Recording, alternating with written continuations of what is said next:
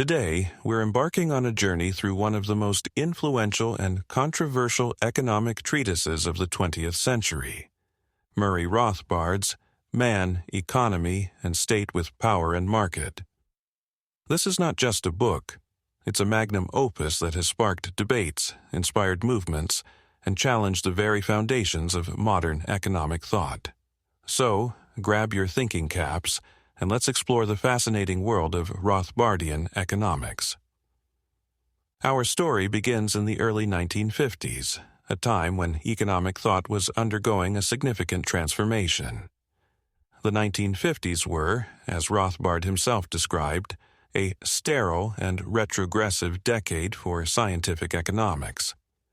It was during this period, on January 1, 1952, that Murray Rothbard embarked on his ambitious project.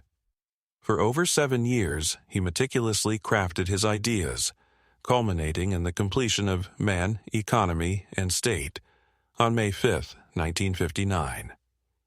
Rothbard's work was a direct response to the intellectual climate of his time. The post-war era saw the rise of the neoclassical synthesis, a hodgepodge of economic theories that combined elements of Marshallian and Walrasian economics with Keynesian macroeconomics. This new orthodoxy, while dominant, was criticized by Rothbard for its fragmented approach and reliance on mathematical models that often obscured more than they revealed.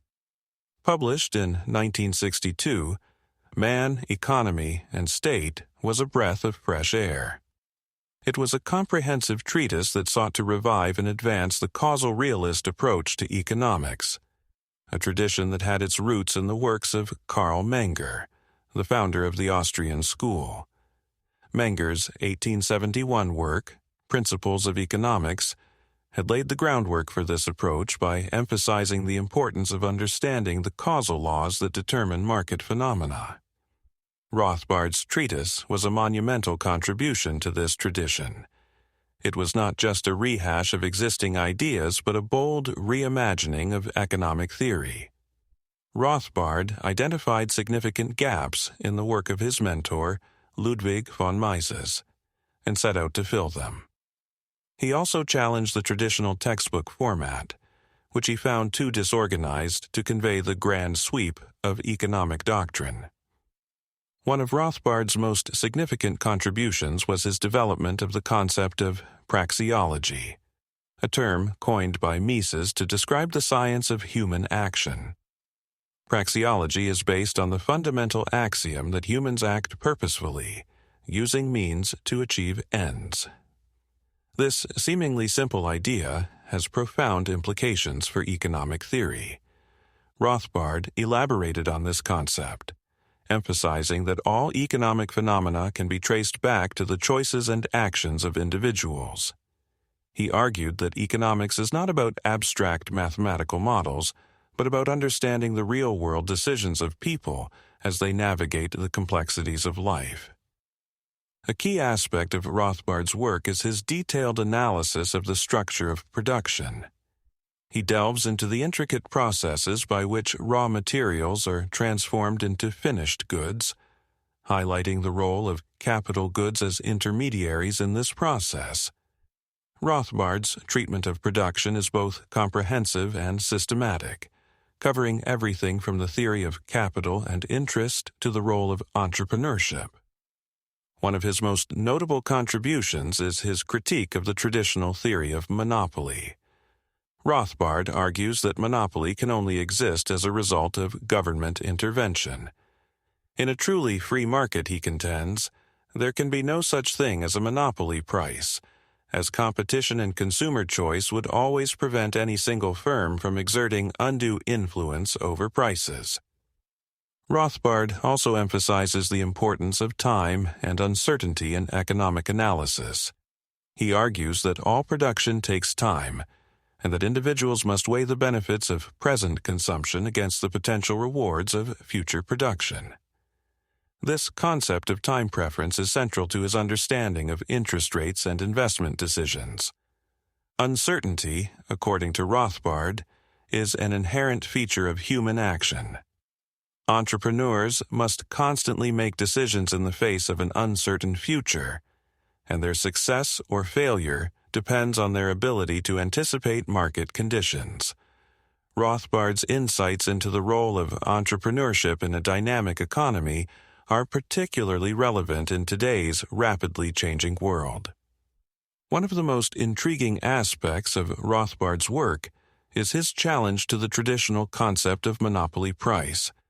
He argues that the idea of a monopoly price is an illusion, as it assumes a competitive price that is not empirically identifiable. Rothbard contends that prices are determined by the interplay of supply and demand, and any attempt to distinguish between monopoly and competitive prices is fundamentally flawed. This critique has significant implications for antitrust policy and the regulation of markets. Rothbard's argument suggests that many of the traditional justifications for government intervention in the economy are based on a misunderstanding of how markets actually work. Rothbard's Man, Economy, and State has had a lasting impact on economic thought. It laid the groundwork for the modern Austrian School of economics and inspired a new generation of scholars and activists.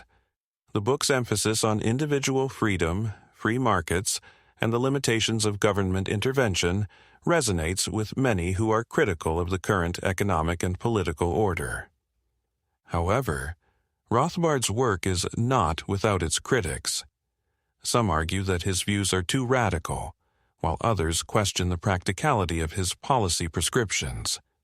Nevertheless, his ideas continue to provoke debate and discussion, and his influence can be seen in the work of contemporary economists and thinkers.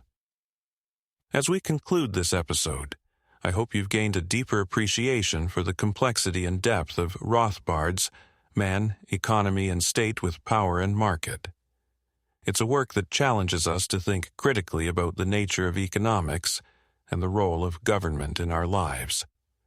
Whether you agree or disagree with Rothbard's ideas, there's no denying the impact they've had on the field of economics and the broader world of ideas.